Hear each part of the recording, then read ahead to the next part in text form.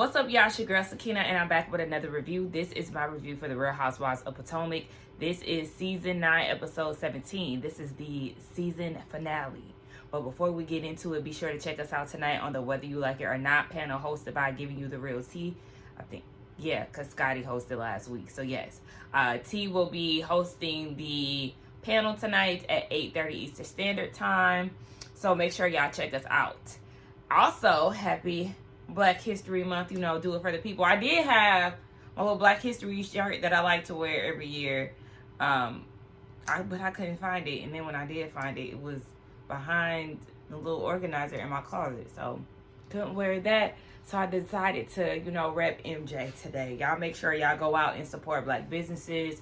Like I said, I do that year round, so it's not just Black History Month, but definitely, especially in these times, make sure that y'all support Black businesses, small businesses, local businesses, or the Black businesses, okay? Let's get into it. My energy is a little low, though, because Mother Nature kicked in today, and listen, Sister Girl been trying it for the past 3 days. I thought I was going to start for the past 3 days, and finally started today. Lower back pain, low energy, fatigue, all that stuff. Shout out to the girls. But we got our tea here, our raspberry leaf tea, and I got some ginger and turmeric tea. I need double, okay? I need some help. So the energy is low. Excuse me, but you already know how I do. It will eventually pick up, I'm sure, as the episode goes on. So we open up with the Grand Dame, okay? Karen looks great. She's picking out her outfit for Strut for Strays. What's her name? Stacey's event. And then she tells us that she's adopting 2 dogs. And this was before Stacey came with this whole adopting dogs event. She has 2 dogs that are, they're bred but aren't supposed to be bred, and because they're not supposed to be bred, they have a short lifespan, and she's hoping to extend their life under her care. It always seems like Karen has some type of copycat situation going on sometimes throughout these seasons. But okay, where the dogs at? Why couldn't we get a picture of the dogs? Like, okay. And adopting dogs should be the last thing on your mind right now when you got a case dangling over your head. Because Ray is in his 70s. You think he want to be chasing around some puppies? Girl, okay. So she gets on the phone with Wendy. Wendy invites her to the White House. And in her confessional, Karen says that her and Wendy have so much in common. I said, do y'all really? Because again, we can take it back to Wendy's first season at the reunion when they said that Karen said that Wendy doesn't fit the group. But now y'all have so much in common. And the thing that has them connected is how they care for their community. Okay. Okay. So we get this scene with Stacey out with her friend. Her friend name is AJ. And they used to live in Chicago together, hang out in the scene back in the day. They showed some flashback pictures.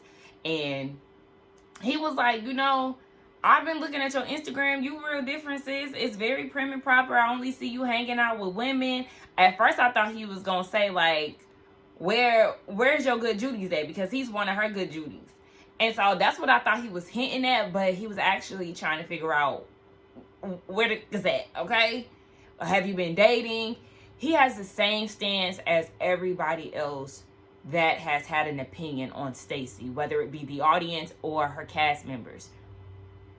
Why aren't you dating around? Why aren't you weighing your options? Why aren't you dating multiples? Because you've been in a marriage for 16 years. It's time to branch out and see what's out there outside of this best friend. And baby, when I tell you AJ is not a fan of TJ before he even, like, just the name, his name, he was just like, ugh, just so repulsed, just so turned off. He was not interested, to say the least. And I honestly go up for AJ because this is the type of energy that I need when I see friends interact on TV. You know, sometimes you get friends and they're just like, you know, just they're prim and proper and they're trying to be politically correct and things. No, I like genuine friendships with genuine reactions. AJ did not give me, he was doing it up for the cameras. He was not here for TJ, and he was not ashamed to say it. And speaking of TJ, he called, and I noticed that he was joking around with Stacey's name, right? I'm calling for Stacey Brewski or Tracy Brewski or whatever. So then she was like, oh, AJ's here. TJ doesn't even know who AJ is. But she flips the camera around and AJ is like, hey, TJ. And then TJ was like, oh, you got my name wrong. No, he didn't get your name wrong. He called you TJ. Yes, he started off about to say J, but he said TJ. He stopped himself. So he didn't get your name wrong. Ciao, bye, TJ. Meanwhile, you was over here playing with Stacey's name. So how you gonna get mad at that? They get off the phone, and baby, that solidified and sealed the deal for AJ even more. He said, yeah, no, he is a cornball. He's too animated, and I'm an animated person myself. He was not here for it, and I was here for AJ, just like I said, because he was giving her the real, that best friend shit that she kept saying. Oh, I'm so happy with him. We go to church together. We work out together. And he was like, do he got money? She said, he's an actor. Baby, enough said. AJ said he wanted to jump off the cliff, bitch.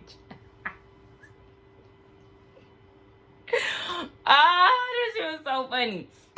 And side note, I hated Stacey's dress. Because, girl, what was that mesh V-neck line? What was that? What was that? That's why I said I can't really get down with Stacey's choice of fashion like that. I'm not a big fan of mesh on dresses, baby. I was watching Young, Rich, and African. Which I might get on live with y'all one of these days and we can talk about it. Or I might just do a one video about the whole season because I do have some opinions.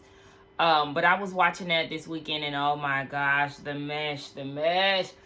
Mesh is meant to look skin-like. Why are y'all going for a mesh that looks like mesh? I can't stand it on any dress that I see. I need the mesh to be melting in your skin. Okay, for it to literally look like skin because it's supposed to create the illusion of skin. That's like me putting on mesh that's suitable for, I don't know, Kim Kardashian. It's not gonna look right. It doesn't fit my skin type. It needs to melt. Okay, it needs to look like scat. But yeah, that was just something that was irritating me through the scene. But like I said, shout out to AJ and keeping it real with his friend. And let me say this too. Please do not get in the comments telling me about what's going on between Stacey and TJ. I seen the trailer. We reacted on the Whether You Like It or Not panel where we rated the reunion looks. But I know that Kim Pyre supposedly has some tea and all of this stuff. Shout out to Bonnie Scotch. I was on her live last night. And once she started talking about, you know, do y'all want the tea to be spilled about what happened? I got right out of it because I don't want to be spoiled. I like to react, which is why I watch as I review because I want, you know, my real reaction to show. I'm not a fan of spoilers. So please do not get in the comments and tell me what's going on with TJ and Stacey. I know based on the reunion, he's supposed to spill some type of tea. So just keep that under wraps for me, please. Ashley, it's Auntie Monica, Uncle Lump's wife's birthday. She's 58. Like I said, for the longest throughout these seasons, I thought Auntie Monica was white. And I know for sure she ain't white now. I said it in the last episode, but I definitely know she ain't white now because, like I said, the hair got a little kink to it. And then she referenced Ashley. She mentioned Ashley's drag king performance, and she referenced the Diana Ross and Little Kim VMAs moment where Little Kim came out with the pasty and one titty out, and Diana Ross, you know, hit her with one of these. She know the culture, honey. She might be a biracial queen if anything, but that's not no white girl. But anywho, and she got body snatched. Okay, Auntie Monica looked good. I said, okay, Uncle Lump. So, yes, they're at Ashley's house celebrating her birthday. When Sheila came in, Sheila in that wig. When Sheila came in, Ashley greeted her, and then she was like closing the door on her as she was still in the door. I said, girl, what? Ashley, what's going on? Ashley looked good, though. So the whole family there, and in the midst of the toast that she's giving Auntie Monica, she mentions that she's also celebrating a milestone because her and Michael filed for divorce. Girl, you ain't have to put that in the toast. Like, I'm just all about, when it comes down to birthdays, it should be all about the birthday person. Like, it's okay to talk about that, you know, while y'all are eating or something, but the toast is meant for Monica strictly. Am I too strict? Y'all let me know. But yeah, they finally filed for divorce, so they're waiting on the state of Virginia, but we still don't see it in the blogs. So what's the hold up, Virginia? Y'all got the state of Virginia stretches things out longer than it needs to be, honey. You already gotta have a year of separation, and then on top of that, Ashley was dragging her feet, and now they waiting on them again, Virginia again, now that they filed. She said that she didn't have to file publicly. Michael acted accordingly. So, yeah. Then Josh becomes a topic of discussion. She was like, yeah, I heard that y'all met Josh. Yeah, again, by way of Gizelle. She should have been the one to introduce Josh to her family, not Gizelle. And Josh called in the midst of them talking about him. I find that very coincidental. This is happening a lot lately. But y'all peep, Uncle Lump and Aunt Monica was like, he need to slow his roll. He calling too damn much. I love when families be keeping it real. Because, look, they ain't feeling it. They feel like, look, girl, you need to calm the hell down. So, Dean was in the FaceTime, and she's like, oh, you know, this is just mommy's coworker, but babing him every 10 seconds. Okay, babe. And meanwhile, the kids are around, and y'all are talking about him as if he's a love interest, because he is. But you keep trying to shield stuff from the kids, but y'all saying everything around the kids. I can't stand stuff like that. And then Dean on a goddamn counter with his shoes on. This is why people keep getting on her ass about them kids being on the counter. Yes, I understand little kids do be on the counter, but like I said, not with your feet. And then he got his goddamn shoes on. Take it away. Then she starts singing Healing and Thriving and Surviving. Baby, her family, Sheila was not here for that. Sheila like, shut that shit up. Calm down. Uncle Lump is like, oh, Lord, baby, listen. She was like, look how supportive my family is. Exactly. Real moments that I can appreciate. They ain't trying to hear that shit, girl. Shut the hell up. Quick little scene with Gizelle and her daughters. Child. That's just a group of girls, okay? They're just girls trying to put the Christmas tree in the ground, but they trying to shovel it. The soil is hard. Yes, they definitely should have prepped that, wet it up a little bit, you know, let the ground get a little moist. Y'all, look at my press-ons. I've had these press-ons on since I went to Detroit. It's been a week since I've been back. So, like, over a week. This one broke at the airport, but I filed it down. But these are so natural. Y'all know I prefer short press-ons now. And yeah, I just love these so much, especially because they're oval shaped. I usually get the square ones. I'm really a almond girl, you know, at heart. So I was very happy to know that they've made the short ones in almond, and I'm obsessed. I'm like the influencers. But anywho, the girls are struggling, baby. Get somebody else to do it because y'all can't. They couldn't even get a hole in the ground. The tree is just above ground. But Gizelle got a little plaque that said, Pops, we miss you. You know, she did this for her dad. And, you know, she's sad because she's about to be an empty nester. But she's making the most out of it. She's going to make the most of the, you know, other half of her life. And so, if she stays on the show, which I'm sure she'll be here next season, I would be interested to see what empty nesting, oh my gosh, she's like a feather.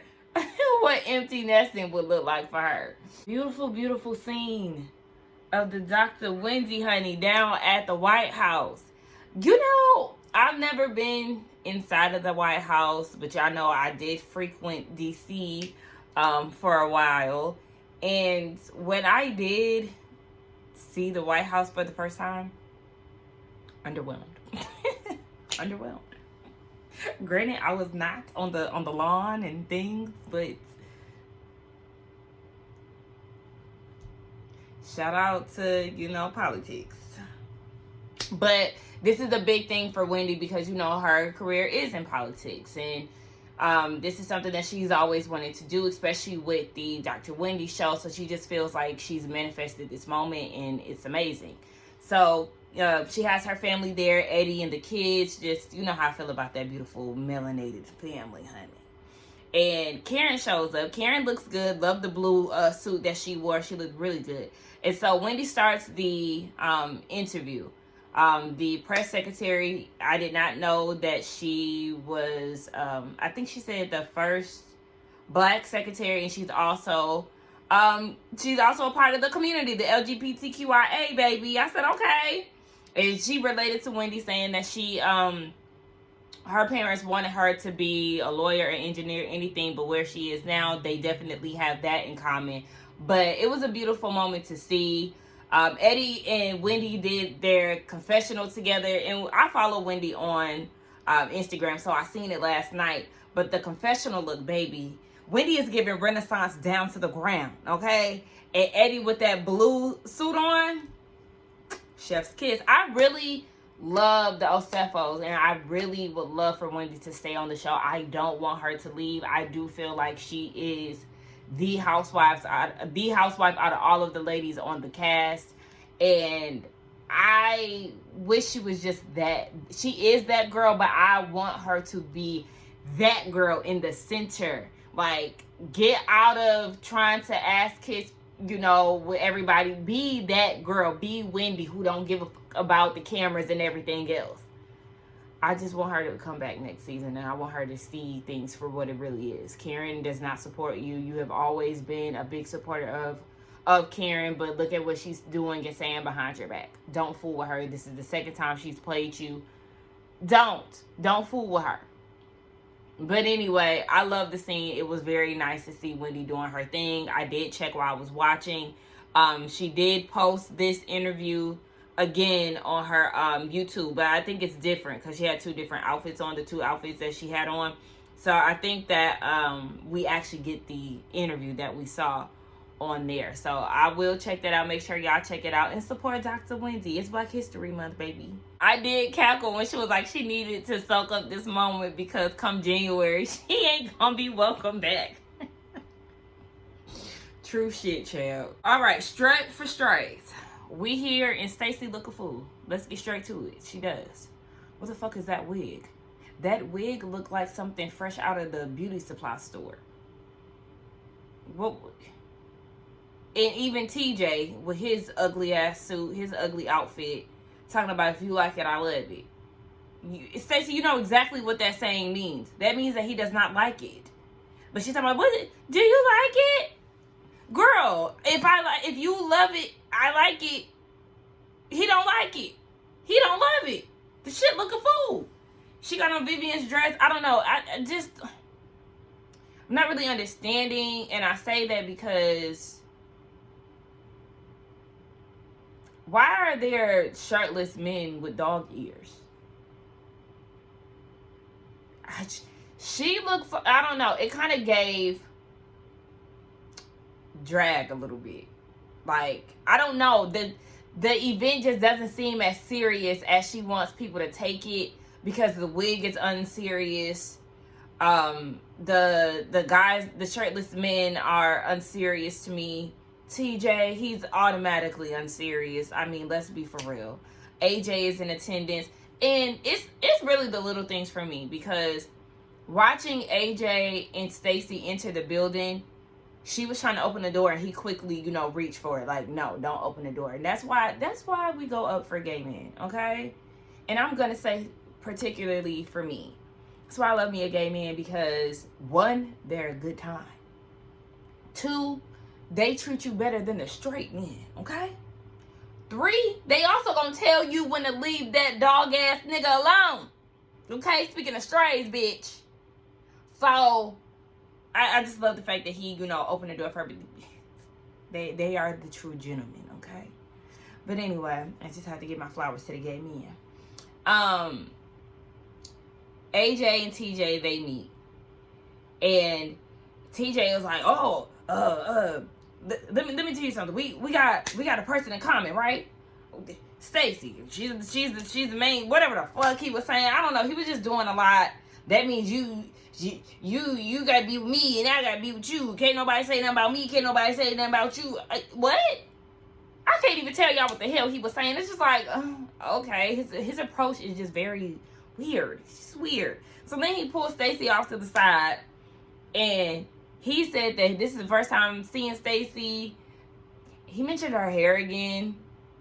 Like, you that pressed about her hair, and he just feels all over the place. He doesn't really know what's going on. She's trying to talk to him, well, how do you feel that now that you're here? Well, wait, I'm not done. Shut up. I just don't like him. I don't like him. What the fuck is going on? I don't like him. Stop showing him on my damn TV. I hope this is the last season we have to see TJ. And again, don't spoil it for me, please. But, take it away. Oh, bitch, Karen is on her high horse, and I want Stacey to knock her ass off of it. Because what the hell? So she gets there, looking amazing, by the way. Listen, I always go up for Karen when she does what she does, okay? She looks good. The hair, the body, the dress. You ate. So she gets there. Stacey wants to talk to her. So, they go and have a conversation. Mind you, in the early, I think the first scene of the episode, Karen was saying that she just couldn't understand why Stacey couldn't be neutral. Can't be neutral? No, what you want her to do is to soldier for you. You want her to pick a side. And she is being neutral, actually, because she can stand up for you, and then she can also stand up for Mia and let her know when we discussing the child, this should only be addressed to the mother or whatever, even though Mia will bring it to the group. So I'm not mad at Karen for bringing it to the group, because yes, Mia made this the group's issue. She kept bringing this whole paternity of her son thing to the group. So yeah, I'm not mad at Karen for exposing her and saying what needed to be said. But nonetheless, Stacey is still remaining neutral.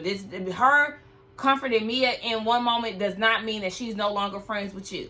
Girl, bye. So Karen was like, I have no problem with you getting to know the other girls.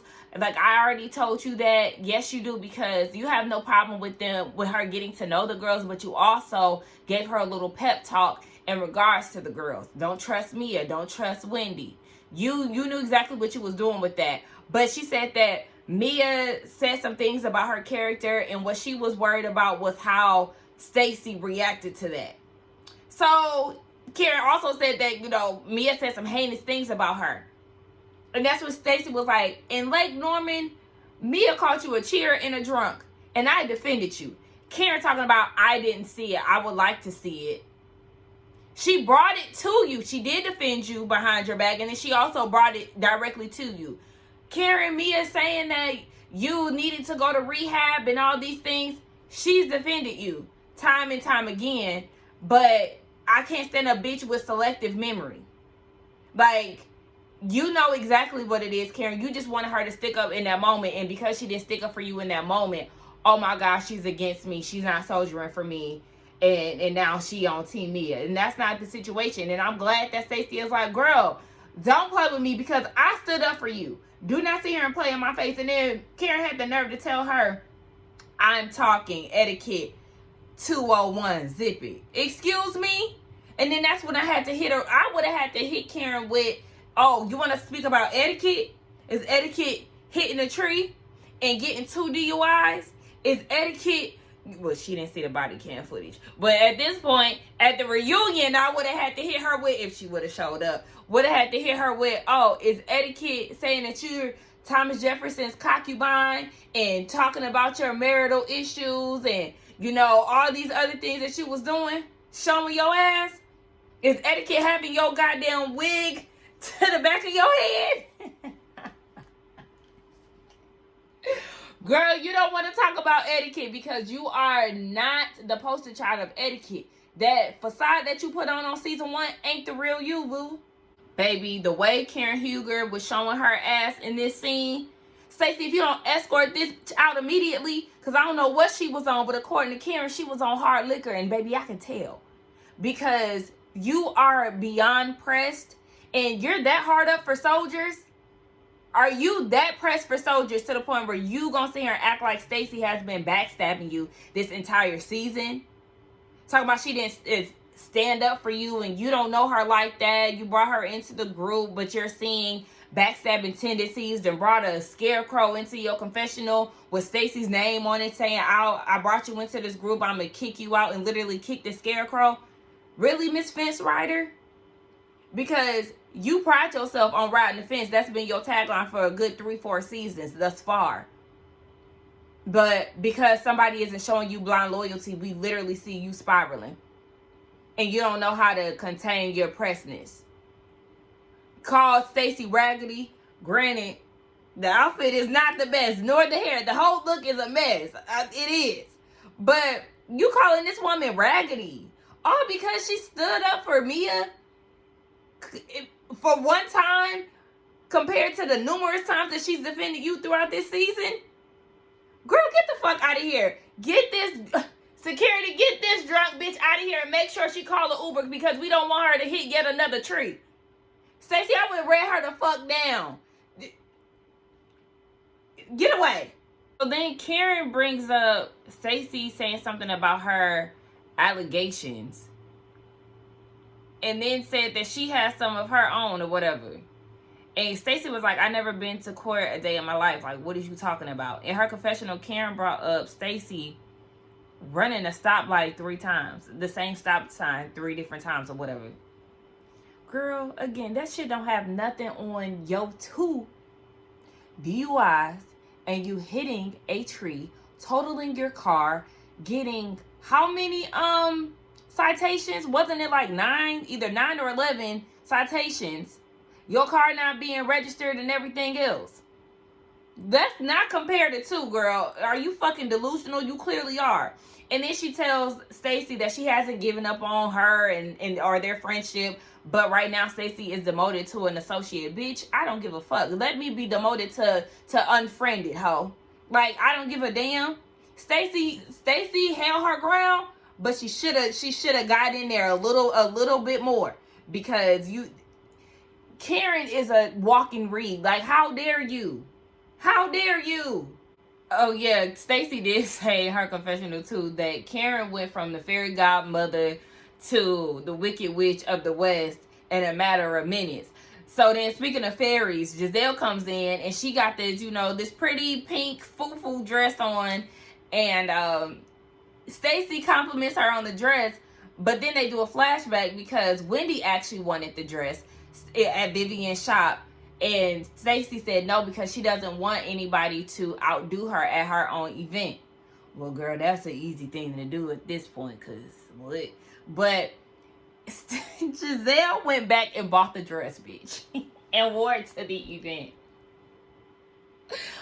Oh, yikes. Like, where's all this pressure for Stacey coming from? Like, I don't understand. Like, yes, I'm laughing about it, but why? Where's all the pressure coming from, girl? Gizelle, Stacey ain't did shit to you. And that shit that you pulled last week was whack as hell. But y'all need to back up off of Stacey. So, Ashley gets there. Girl, where are you going? Like, I don't know. Somebody's out. I mean, Ashley always tries to serve a look in it. She misses the mark. Like, girl, this bitch. Robin is on Watch What Happens Live. The Green Eyed Bandits is going to be on there. Child, please. Anywho. So, yeah, Ashley, I don't know if you thought you was performing tonight or what. I don't know. But, anyway, some of the girls are seeing Stacey for the first time. Mia said that she is giving Whitney Houston. Girl, I don't know what she giving, but she was playing in somebody's wigs, and she's playing in her grandmama wigs. That's what she was playing with. But, yeah, so they're getting ready to start the show. Ashley stops Gizelle and tells her what Stacey has said about Wendy. So, of course, they want to take it to Karen. Karen denies it. Well, according to Ashley, this is what Stacey said. Avoid Wendy like the plague. Don't be friends with her at all costs. And all that we see in the flashback is Stacey saying exactly what she said to Mia. Wendy is self-absorbed. She's not a girl's girl. She can't be trusted. So they go and confront Ashley, and Gizelle go and confront Karen about that. And Karen's like, does that sound like something that I would say? Gizelle said, she couldn't even deny it. So in her confessional, Gizelle is like, Karen always takes the newbies of the group and tries to, sway them basically on her side or the way she wants them to be. And now it's backfiring. She said that she had already told Wendy about this, and she did. She told her at the reunion. She already told Wendy about how Karen really feels about her, but because it was coming from Gizelle, she didn't want to believe her. And here they are again. Now, I gotta give Gizelle, yes, you did. You definitely did tell her that. And now it's coming back around. So now they're back with the group. All the ladies are together. And Stacey is trying to get the women who are going to be a part of the show orchestrated. So they then take this time as she's literally trying to get things together at her event. I think it was Ashley, big messy head ass, was like, well, I spoke to Karen, Stacey, and she's saying what you said isn't true. And Stacey was like, you did tell me that Mia is not Potomac. I did not. No, that sounds exactly like you, Karen, because you've said it before. You said it about Wendy. So why would we find it hard to believe that you said this about Mia, in which we know that Mia is ghetto as hell? Yes, you are very strict about Potomac and tried to make rules. Even last year, you said Nneka wasn't Potomac. She lived in North Potomac. Like, all this other shit. Like, girl, we already know this is very on brand for you, ma'am. But I also feel like y'all are messy for bringing this up right now because she's in the middle of trying to get her event together. Now is not the time nor the place. Stacey stands on what she says. She said, yes, you said these things about Wendy. And Wendy in her confessional was like, do I think that Karen said this? No, I know that she said this. And so as she's getting ready to go, get ready for the show, Wendy was like, you're going to get a side eye for a little minute. So now, this is shaking Karen up. And I was like, wait for a minute. Wait. No, ain't no wait, bitch. You said what you said, and you know that you said it. Now, this is what confused me, because why were they preparing for the show, but then we see that Wendy is still in her same outfit, but Ashley is in a different outfit? I'm confused. Okay. But Wendy comes over, she has on a feathery, kind of like a shawl. I don't know what to call it. I don't know why. It's just not in my head right now. But it's like a cover, like my mind. Anyway, her outfit is very dramatic, honey. And so she comes and sits with the ladies and was like, draping her little outfit and was like, she called it a cape. Excuse my cape since I'm so, self-absorbed. Exactly. Call her out for it, because damn well she said that shit. So Mia and Jacqueline joins the conversation and they get into it. Child, so Stacey said, yeah, we definitely met up and you said what you said because you took me to your favorite mom and pop shop in Potomac, baby. And I instantly knew what she was talking about. That restaurant that she took Gizelle to on episode 1. So Gizelle was like, oh, And now Karen is like, oh, yeah, I do remember that. Now, Wendy is feeling some type of way because she was like, I know I've rolled for you. And I never want to feel like our friendship is one-sided. And in her confessional, she feels like they have built a friendship. Karen has called her for her lowest moments, all these things. And she was like, well, you'll be self-absorbed too if you had my life. I know that's right. She told Karen too, I would hope that you would speak highly of me, even behind my back. And Karen is like, yup, right, fair enough. Oh, yeah, fence rider. Now you get it. You should get that because that's what you expect from other people, right? Girl, get your fake ass out of here. And Stacey's whole thing is, baby, you said shit about everybody at this table. I'm with Gizelle, baby. Say it all. I don't give a fuck. Because Stacey is new to this group. She doesn't have to have, and just like Karen just said, I feel like the way that Karen spoke to her at that table one-on-one, that's enough for you to shake the motherfucking table and put it all on the table. Shit. What the fuck? She just sat there and said that she sees backstabber tendencies. She's demoting her. She brought her into this group. And she's raggedy. Like, all this shit that you were saying about her. And talking about she never had your back and all of that. Okay, well, baby, I'm going to be the person that you want me to be. I'm going to spill all the shit. Because you don't know me like that, right? And I don't have any allegiance to you. So I'll go ahead and put all this shit out there. Fuck you. Why not? And yes, let's hear it, Stacey. So, y'all know I enjoy the whole concept of this event because I love cats and dogs. I love animals just as a whole. But it went really good. It did.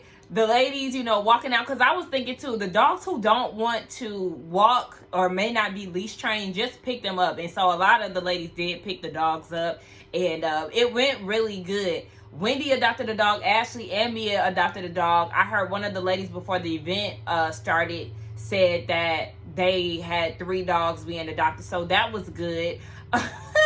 Wendy then adopted a dog unbeknownst to Eddie. And they already got a dog. And Eddie said that she don't even take care of the dog that they got. So now they got 2. Listen, that would have been me caught up, honey. I might have went home with about 5 dogs. So I'm like, look, I don't know how I would have so many. I had birds, I had hamsters, like I wouldn't get those now. I'm more just these days what I would have in my house is just either a cat or a dog or even both, because I've had that before. But maybe I probably would have got carried away too. But they all got together with the dogs to show the dogs one more time. I guess this is like kind of like a club spot because they had the little fog.